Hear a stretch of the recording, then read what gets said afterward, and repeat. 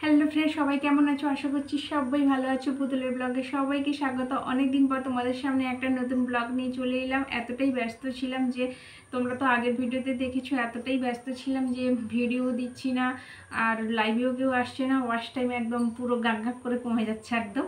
তো তোমরা একটু প্লিজ সাপোর্ট করো, তো তাহলে আবার আমি আগের মতো উঠে যাব উপর দিকে। তো চলো, এইমাত্র বাজার করে এলাম। ভীষণ গরম, ফ্যানও বন্ধ করে দিয়েছি, নাহলে ভিডিও করলে কিছুই শুনতে পাবে না। তাই ফ্যানটা অফ করে দিয়ে ভিডিও করছি। ভীষণ গরম লাগছে, রোদ্দুরও বাইরে ভীষণ। তো এসে একটু ঠান্ডা জল দিয়ে গ্লুকন-ডি খেয়ে বসে পড়েছি তোমাদেরকে দেখানোর জন্য কী কী বাজার করলাম। এটা দেখো, এটা হলো 2 কিলো চিনি নিয়ে এসেছি। আমাদের বাড়িতে 3 জন খেতে, আমি আবার চিনি খাই না, চাই আরও। তো তাতেও 2 কিলো চিনি চলে যায়। পুজোর জন্য 1 কিলো, মানে 1 কিলো মতো নকুলদানা আনে, সেটাও চলে যায়। আমার দিদি আবার ওই যে টালা টালা গুড়গুলো পাওয়া যায় না, ভেলি গুড় বলে, ওটা দিয়ে চা খায়। তাও চিনি খতম হয়ে যায়, তাও বলে কেউ চিনি খায় না। কোথায় চিনি যায় জানি না। আমরা তো ঘটি, তো আমাদের প্রতিটা তরকারিতে চিনি তো মাস্ট থাকবে। তো তরকারিতেই মনে হয় চিনি খেয়ে খেয়ে সব চিনি চলে যাচ্ছে। আর এই দেখো, এটা হলো সর্ষে তেল। কোথায় কি বাজার রেখেছি নিজেও খুঁজে পাচ্ছি না। এটা হলো সাদা তেল। আমরা মাসে 2 লিটারই তেল খাই 3 জন। তো এর থেকে কম খাওয়াটা উচিত। আমার কোলেস্ট্রল, তাও আমি মানি না, খেয়েই যাচ্ছি। যেদিন চলে যাব। এটা হলো শার্পের প্যাকেট।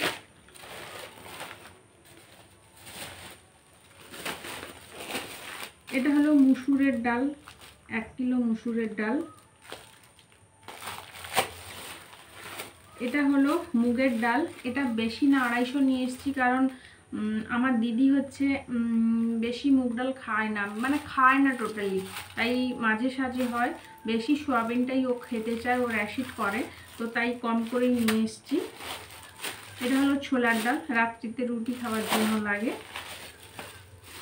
এটা হলো ওই মানে ধুনো যাকে বলে, ওই সন্ধে আরতির সময় যে ধুনো ধরিয়ে দেওয়া হয়, ওটাই। আর এটা হলো গায়ে মাখা সাবান। এটা হলো আদা।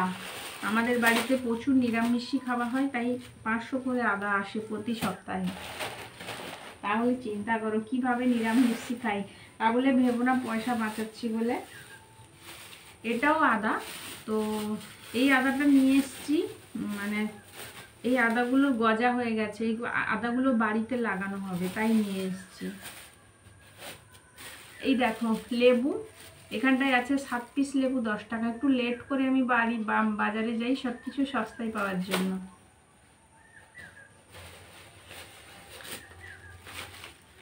এটার মধ্যে কি আছে একটু দেখে নেই, না হলে তোমাদেরকে আমি বলবো কি করে, বলো।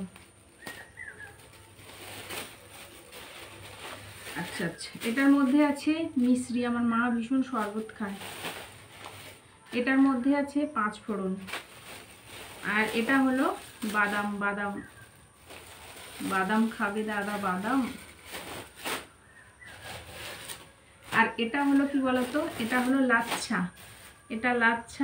এটা হলো মানে আমি দেখি প্রতি বছরই ঈদের সময় লাচ্ছাগুলো ওঠে, আর সবাই খায়, কিন্তু প্রতি বছর দেখি ঈদের সময় ওঠে। আগের ঈদেও উঠছিল, এই ঈদেও উঠেছে। আমার ভীষণ খেতে ভালো লাগে, কিন্তু কম খাই, এতটা পরিমাণ ডালদা ফালদা দেওয়া থাকে না, তাই খেতে পারি না খুব একটা, কমই খাই। তো তাও খাই, আমার ভীষণ ভালো লাগে খেতে। আর এই দেখো, সবজির মধ্যে নিয়ে এসেছি ঢেঁড়স, সবজি একটা দেখিয়ে দিলাম। আর এটা হলো মটর। এখন মটরের দাম একদম সস্তা।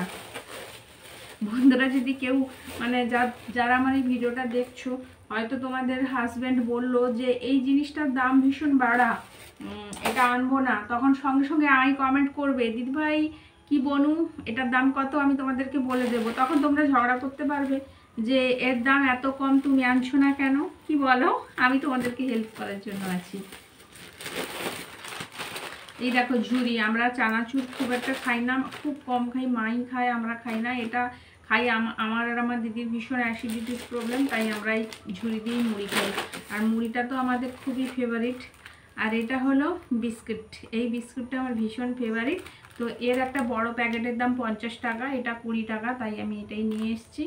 মানে আর্নিং তো করিনি, তাই ছোটোখাটো জিনিসই খাই, আর্নিং করলে বড় জিনিস খাবো। আর এটা হলো চিড়ের ভাজা। অনেক দিন থেকে ইচ্ছে করছিল আমার চিড়ের ভাজা খেতে, ভীষণ ভালো লাগে, কিন্তু এগুলো তেলে পুরোপুরি ভাজা হয়। তাই আমি বলতে গেলে আমার কোলেস্ট্রলটা আগের বছর এই সময় থেকেই বাড়ছিল, ভীষণই বাড়াবাড়ি হয়েছিল। তাই আমি আগের বছর থেকে এই চিড়ের ভাজাটা একদমও খাই না, কারণ এটা তেলে ভাজা বলে। তো অনেক দিন পর ইচ্ছে করলো, কোলেস্ট্রলটা টেস্ট করিনি, কিন্তু ইচ্ছে করলো খেয়ে নিই একবার, তারপর যা হয় হবে, তাই এটা নিয়ে চলে এসেছি।